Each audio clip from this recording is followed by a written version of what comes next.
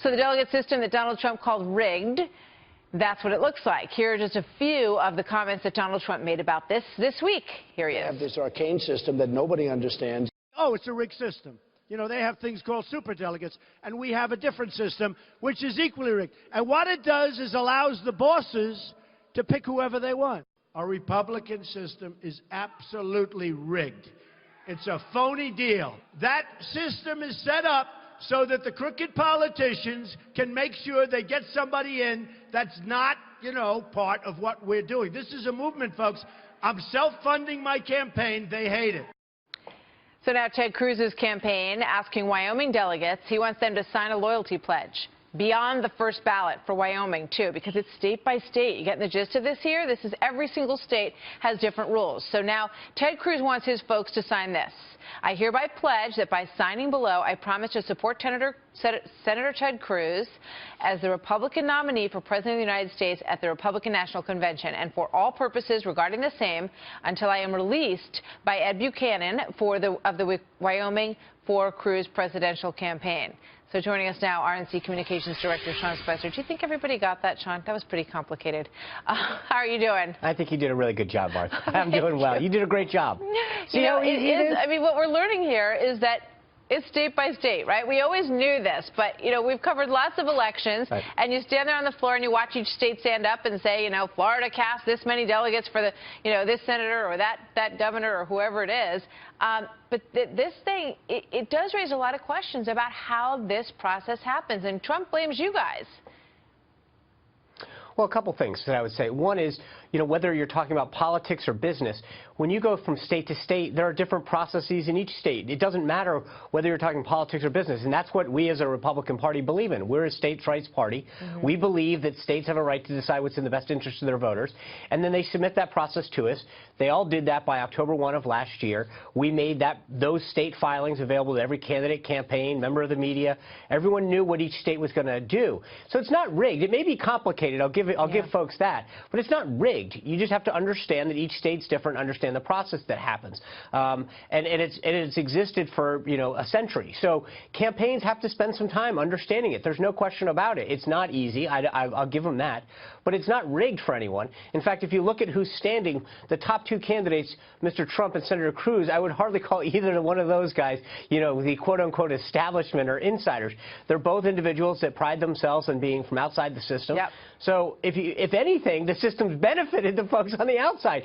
One last thing, Gretchen. I mean, if you look at where things stand right now, Martha, you've got Mr. Trump's won 37% of the vote, and he's got 45% of the delegates. So, in fact, to some degree, the system's benefited him. Definitely. No, he has benefited from it. But it's clear that, you know, he and his people are just figuring out some of this, you know, because obviously they are new to this whole thing. And he wrote an op-ed in the Wall Street Journal, and it's quite interesting. And here's some of it. He says, "Let me ask America a question. How has the system, in quotes, been working out for you and your family? No one forced anyone to cancel the vote in Colorado," he says.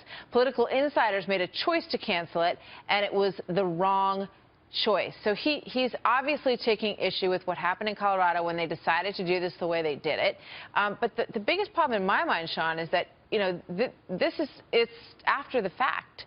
I mean, it's too late to rewrite the rules for any of these states, but I think it is worth revisiting the next time around, because I think people have woken up to the way this works.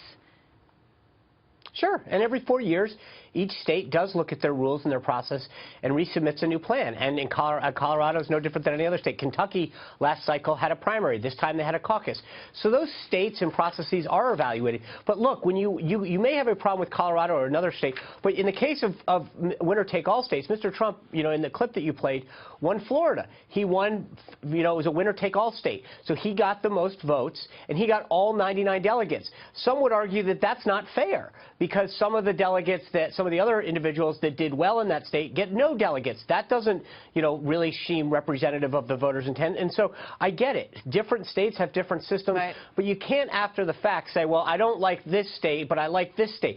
It's the way it's worked forever. So this system that's not rigged, that's just maybe a little bit complicated, has given us Abraham Lincoln, Dwight Eisenhower, Ronald Reagan.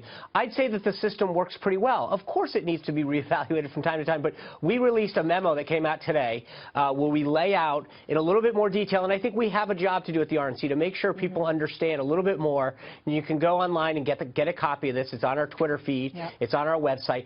And I understand it, that people haven't dealt with it in 40 years. And so a lot of it, while the process hasn't changed, it may be new to people to understand for the first time. Well, you know, so there's so we many need to do a states, better job of educating people. There's so many states that Right. have never really been part of the process, because by the time they got around to them, like New York and New Jersey, for example, and Pennsylvania, the whole thing was pretty much decided. So most people didn't even pay attention to that part of the primary process. So that's right. You know, if there's anything that's really good that comes out of this, it's that people are looking at how this whole thing works, and they know that they do have a say down the road in how it all works. And I think that's it's a good thing. It's a positive thing.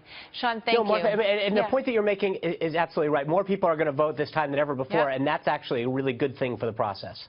Sean Spicer, always good to see you, sir. Thanks a lot.